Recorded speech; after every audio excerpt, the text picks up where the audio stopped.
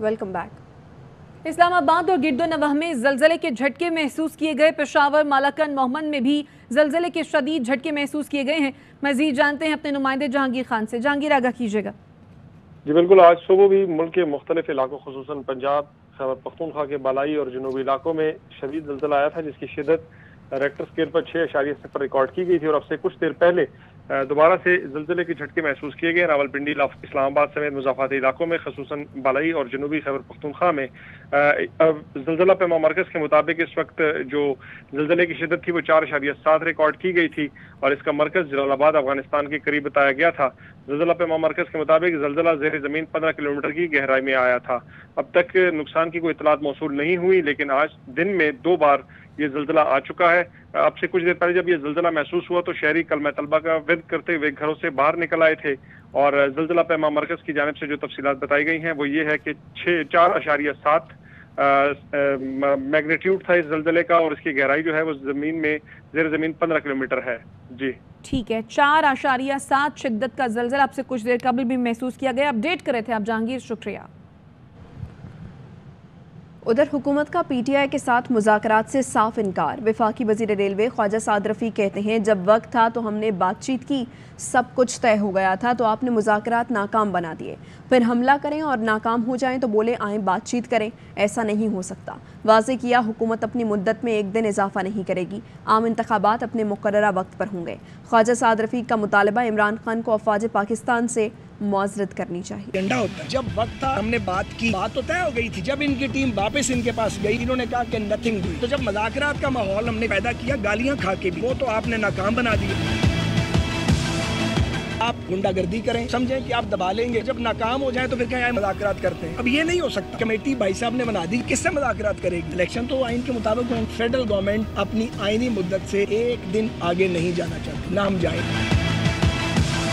जो लोग अपनी फौज को टारगेट करे, इससे बड़ा कोई बदबख्त और बदकिस्मत नहीं हो सकता। हम ये भी चाहते हैं उनकी पार्टी और लीडरशिप कौम से माफी मांगनी चाहिए, अपॉलॉजी करनी चाहिए फ़ौज पाकिस्तान से, क्योंकि ये पॉलिटिक्स नहीं है, ये एहतजाज नहीं है, हमला है। उनका ख्याल था कल्ट फॉलोइंग से मैं उल्टा दूंगा, ऐसे नहीं उलट सकता। 3 अतराफ से हमला किया गया कोर कमांडर हाउस। ये इतना सादा नहीं है। एक वाकया जिसके मुलजम आइडेंटिफाई हो चुके, पूरी नेटवर्किंग मौजूद, रेड हैंडेड लोग यहाँ से पकड़े गए, उसकी किस बात की इंक्वायरी करवानी है? मिलिट्री एक्ट वो कोई आज नहीं बना, 26 साल से वो लॉ ऑफ लैंड अपील की 3 गुंजाइशें, बाकी जगह 2 होती है। पीटीआई के साथ तय हो गया था, बजट के बाद जुलाई में असम्बलियां तहलील हो जाएंगी। फिर इमरान खान ने कहा 14 मई से पहले असम्बली ना तोड़ी तो मुज़ाकरात खत्म।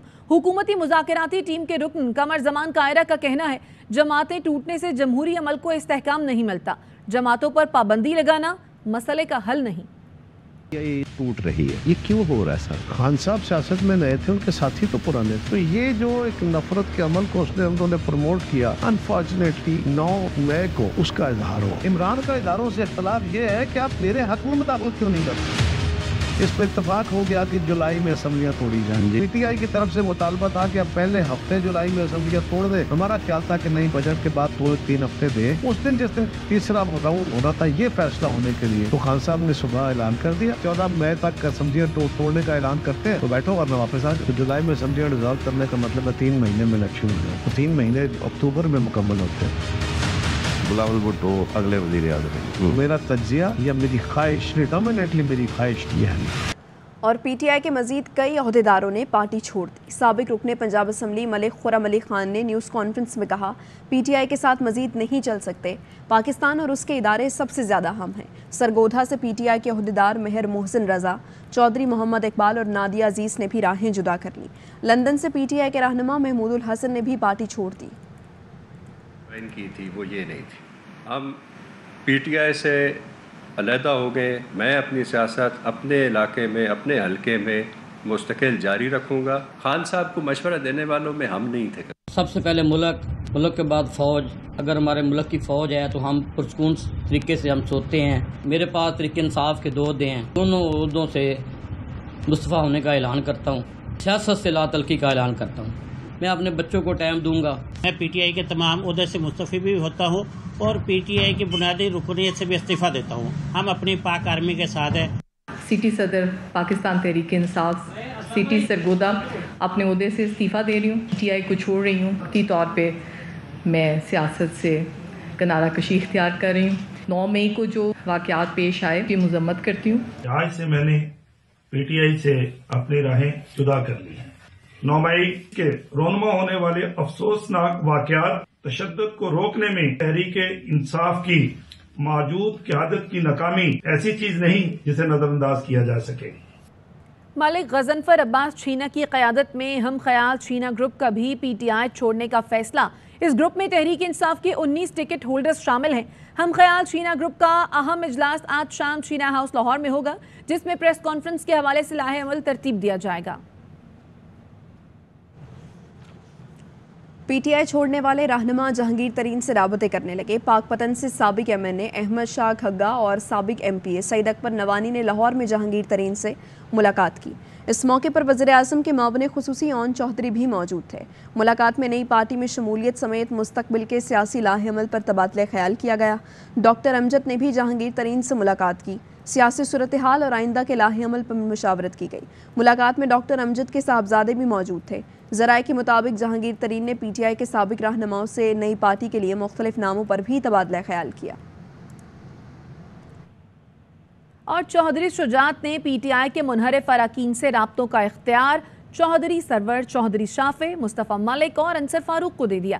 ملتان اور جنوبی پنجاب سے تعلق رکھنے والے پی ٹی آئی کے 7 منحرف سابق ارکان اسمبلی کی قافلی قیادت سے ملاقاتیں بھی ہوئیں۔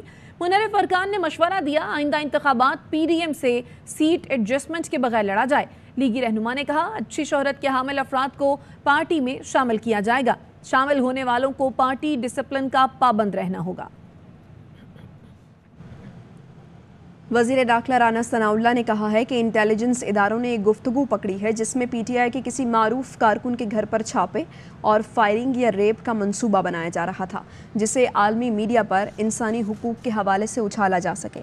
خدشہ تھا کہ گھٹیا منصوبے پر عمل ہوگا، اس لیے قوم کو فوری آگاہ کر دیا۔ اس نے ایک گفتگو انٹرسیپٹ کی۔ اس گفتگو میں 2 طرح کی پلاننگ کی جا رہی تھی۔ پی ٹی آئی کے نون ورکر کا گھر ہو اور وہاں پہ فائرنگ کا واقعہ پیش آئے، اس کے نتیجے میں وہاں پہ کیجویلٹیز ہوں، اس کو اس مقصد کے لیے استعمال کیا جائے۔ دیکھیں یہاں پہ انسانی حقوق کی کس طرح سے خلاف ورزی ہو رہی ہے۔ ساتھ ڈرامہ یہ بھی چل رہا تھا کہ ریپ ایکٹ کیا جائے، یعنی ایکچوئل ریپ ایکٹ کیا جائے اور پھر الزام یہ لگایا جائے کہ یہ گورنمنٹ کی ایما پہ ہو رہا ہے۔ اس میں اس بات کے امکانات پائے گئے ہیں کہ شاید یہ ڈرامہ ریپ کا امپلیمنٹ کیا جائے، تو اس لیے یہ ضروری سمجھا گیا کہ اس شیطانی ڈیزائن سے قوم کو آگاہ کیا جائے۔ وزیر داخلہ رانا ثنا کی پریس کانفرنس نے جیلوں میں خواتین سے بدسلوکی پر شک دور کر دیا۔ شمن پاکستان تحریک انصاف اور سابق وزیر اعظم عمران خان نے ٹویٹر پر لکھا اگر جیلوں میں خواتین کے ساتھ بدسلوکی کے بارے میں کوئی شک رہ گیا تھا تو اس سند یافتہ مجرم کی پریس کانفرنس نے ایسے تمام شکوک و شبہات دور کر دیے۔ رانا ثنا واضح طور پر ان خوفناک کہانیوں کو ایک سازش کے جواز میں چھپانے اور قبل از وقت ان کا پردہ چاک کرنے کی آڑ میں ذمہ داری سے فرار کی کوششیں کر رہا ہے جو ان قریب منظر عام پر آنے والی ہیں۔ خواتین کو آج سے پہلے کبھی اس طرز کی بدسلوکی اور ہراسگی کا نشانہ نہیں بنایا جیسے پرامن احتجاج کے بنیادی حق استعمال کی پاداش میں انہیں اس فسطائی حکومت کی جانب سے بنایا جا رہا ہے۔ ملک میں انسانی حقوق کی کوئی خلاف ورزی نہیں ہو رہی، کیا دنگا کرانے والوں کو معاف کر دیں؟ شرجیل میمن کی پریس کانفرنس۔ کہا عمران خان کہتے تھے ڈاکوؤں سے مذاکرات نہیں کروں گا، اب بھیک مانگ رہے ہیں۔ عمران خان پہلے معافی مانگے پھر بات چیت ہوگی۔ موقف تھا کہ میں مر جاؤں گا، چوروں اور ڈاکوؤں سے مذاکرات نہیں کروں گا۔ اب مذاکرات کے لیے کیوں بھیک مانگ رہے ہیں؟ دوسری بات سے جو کمیٹی اناؤنس کی ہے اس کمیٹی کے آدھے لوگ تو روپوش ہیں۔ جب آپ سمجھ رہے ہو اب آپ کا کھیل ختم ہونے جا رہا ہے تو اب آپ حکومتوں کی منتیں کر رہے ہیں کہ ہم سے ڈائیلاگ کریں۔ پہلے پوری قوم سے معافی مانگے، ان شہداء کی فیملی سے معافی مانگے، ایک ایک شخص سے عمران خان ذاتی طور پہ خود معافی مانگے، پھر بعد میں مذاکرات ہوں گے۔ کوئی ہیومن رائٹ کی وائلیشن نہیں ہو رہی پاکستان میں۔ جس نے دنگا کیا، جس نے دنگا کروایا، کیا ان کو معاف کر دے سرکار؟ اور خبر دیں گے آپ کو، اعجاز الحق کی جانب سے بیان سامنے آیا ہے۔ وہ کہتے ہیں کہ میری اپنی پارٹی پاکستان مسلم لیگ ضیا ہے، تحریک انصاف سے پارٹی انضمام کی خبریں غلط ہیں۔ انہوں نے کہا کہ عمران خان سے ملاقات میں پارٹی اتحاد کی بات کی تھی، ضم کی بات نہیں کی ہے۔ الیکشن کمیشن نے اعجاز الحق سے پارٹی پوزیشن سے متعلق جواب مانگا تھا۔ الیکشن کمیشن کے سوال پر اعجاز الحق نے الیکشن کمیشن میں جواب جمع کرا دیا ہے۔ ان کا کہنا ہے کہ میری اپنی پارٹی پاکستان مسلم لیگ ضیاء ہے، تحریک انصاف سے پارٹی انضمام کی خبریں غلط ہیں۔ عمران خان سے ملاقات میں پارٹی اتحاد کی بات کی تھی، ضم کی نہیں۔ الیکشن کمیشن نے اعجاز الحق سے پارٹی پوزیشن سے متعلق جواب مانگا تھا۔ الیکشن کمیشن کے سوال پر اعجاز الحق نے الیکشن کمیشن میں جواب جمع کرا دیا۔ واپس آئیں گے ایک بریک کے بعد، ہمارے ساتھ رہیے۔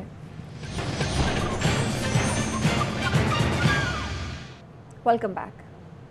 پاکستان کو ایٹمی طاقت بنے 25 سال ہو گئے۔ ملک بھر میں یوم تکبیر آج جوش و جذبے سے منایا جا رہا ہے۔ 11 اور 13 مئی کو بھارت کے 5 ایٹمی دھماکوں کے جواب میں پاکستان نے 28 مئی کو چاگی میں 5 اور 2 دن بعد خاران کے علاقے میں زیر زمین چھٹا دھماکہ کر کے جوہری طاقت کا مظاہرہ کیا تھا۔ مسلم دنیا کی پہلی اور دنیا کی 7ویں جوہری طاقت بنا تھا۔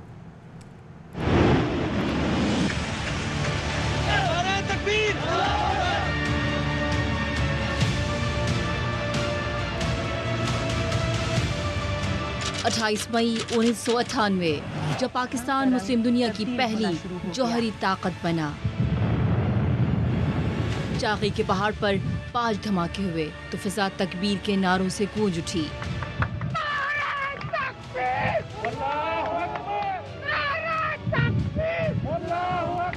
پاکستان کی عظمت کا اعلان ہوا تو دشمن کے عزائم خاک میں مل گئے۔ ڈاکٹر عبدالقدیر خان کی قیادت میں سائنسدانوں کی ٹیم نے جوہری طاقت کا مظاہرہ کر کے نہ صرف ملک کی سرحدوں کو محفوظ بنایا بلکہ دشمن کے تکبر بھی خاک میں ملا دیے۔